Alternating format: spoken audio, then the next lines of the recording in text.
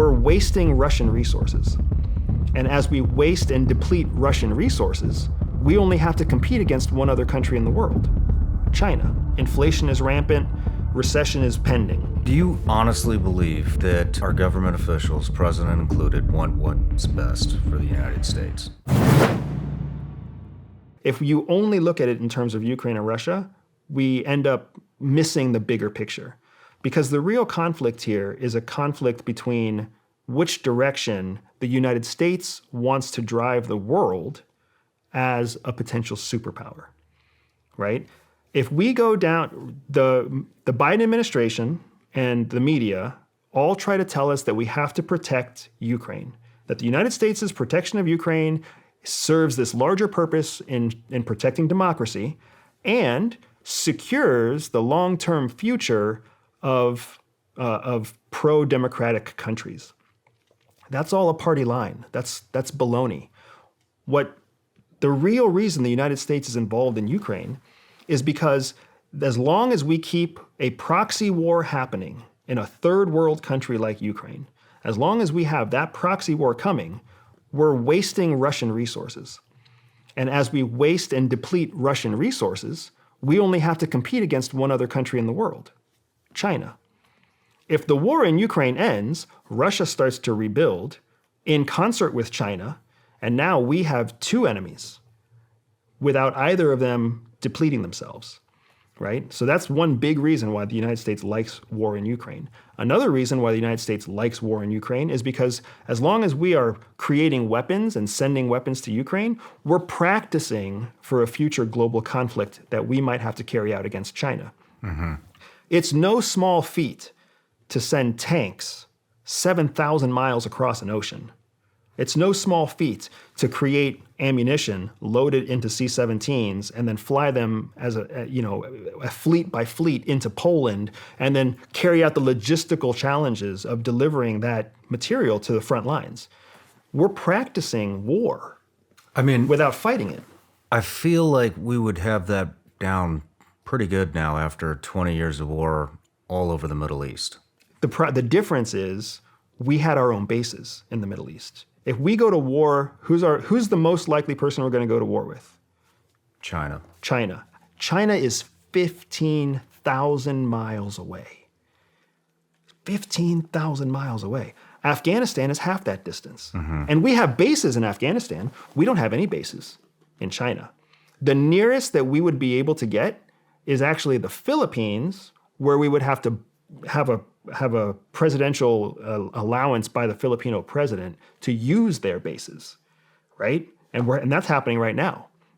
So we would have to borrow and coordinate diplomatically with a host nation to be able to deliver our weapons to that country, which is exactly what we're doing in Poland right now, right? They're not our bases. We're working with the Poles. So it's a different kind of beast. 7,000 miles is very different from 15,000 miles. You're talking about multiple aerial refuelings. You're talking about months on if you're delivering something by sea. You're talking about multiple stops if you're delivering something by air, right? It would just be a quick stop in Ramstein, Germany.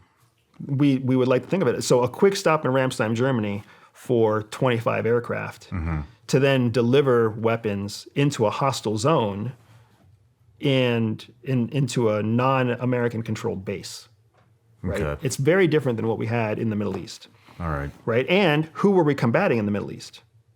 Terrorists, not organized nation states and national armies. Okay. Now all of a sudden, you send a C-17 into Afghanistan and you have to worry about small arms fire and you have to worry about whether or not they got their hands on some kind of shoulder-mounted anti-aircraft.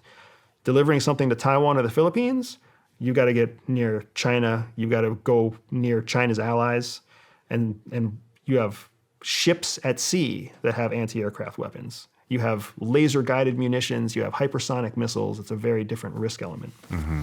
That's a damn good point. Yeah. So then the last kind of big reason is we can't consider what's happening in Europe separate from what's happening in the United States. So when there's war in general, dating back to World War II, we've always known war is really good for the economy. The Biden administration, whether you're pro-Biden or anti-Biden, the empirical evidence shows that our COVID response under President Biden destroyed the US economy. And most of the first world followed America's lead with our COVID response and destroyed their economies too, which is why you see massive economic collapse all across Europe, all throughout Asia, and all the countries that followed our lead, right? We overreacted to something we didn't understand. And now as a result, inflation is rampant, recession is pending. So our government, it's really important to our administration that we never formally announce a recession. We are in a recession. You feel it, I feel it, everybody watching us feels it, we know it. Our dollar doesn't go as far. It's hard to get people to go to work. Like, life is hard. We are in an economic recession. It's not like it was in 2010. But according to economics, as outlined by national institutes, we are not yet in a recession because their definition of recession requires 2 consecutive quarters of negative GDP growth. We're not going to have negative GDP growth. Why?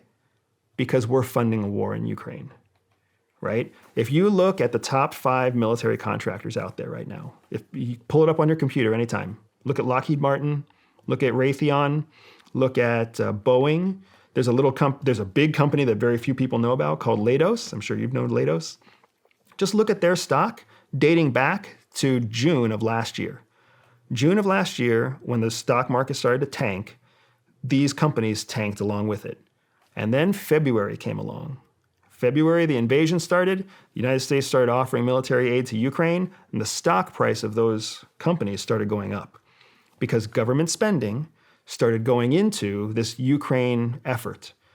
That means the federal government started boosting military efforts. They started boosting humanitarian efforts, medical efforts, all of that government spending in an existing industry, the military industrial industry, actually inflated the GDP numbers for those productive segments of the society, of the sector, those industrial segments, right?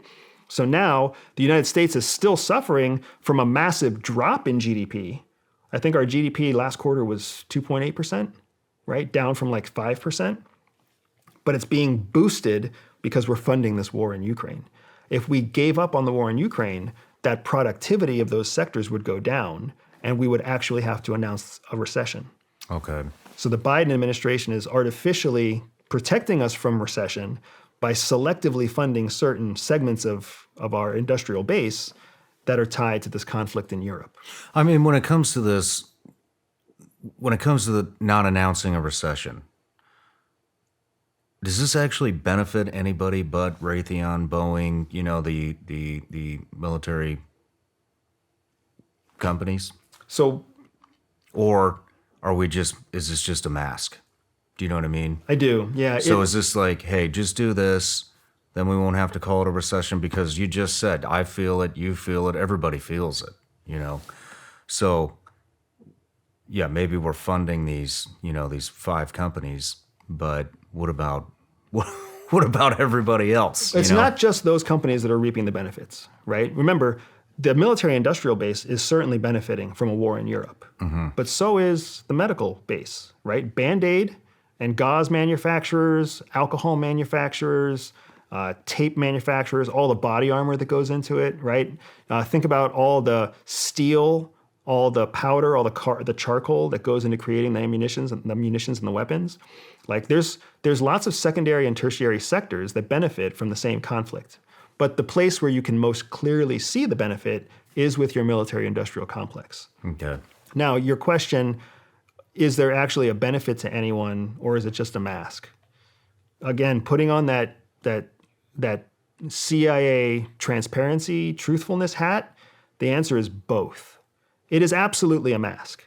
America's intentions have very little to do with protecting Ukraine. And we'll talk about that in just a second, right? But that's the mask part. We want the world to think, and of course the Biden administration wants Americans to think, that the most important reason that we're involved is we're protecting democracy. That's not the most important reason. There is a mask element. But then there is an element where we really do benefit. When America prevents itself from announcing a recession, it means that consumers like you and I always have uncertainty, right?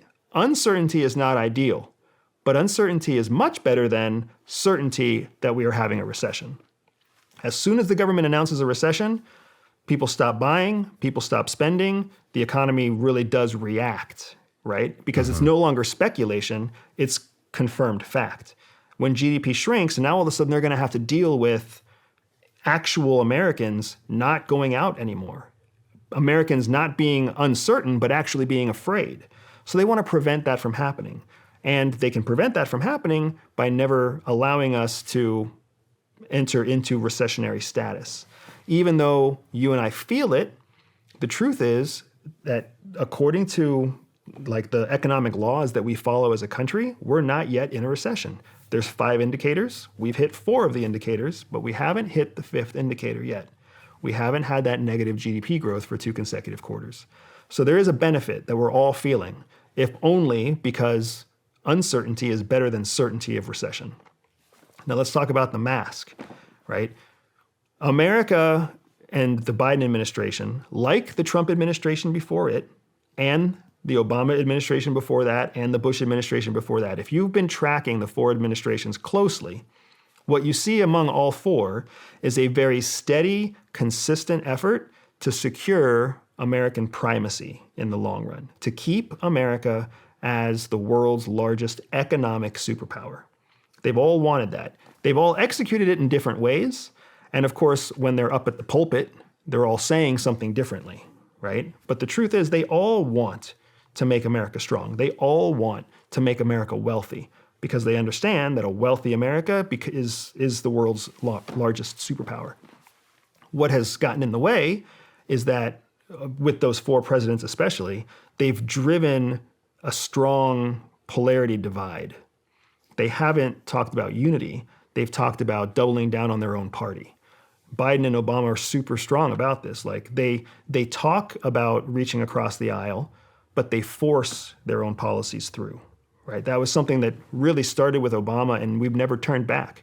Obama passed executive orders. Obama was very staunchly in favor of abusing when the Democrats had both the House and the Senate under their control and forcing through the Universal Health Care Act, right?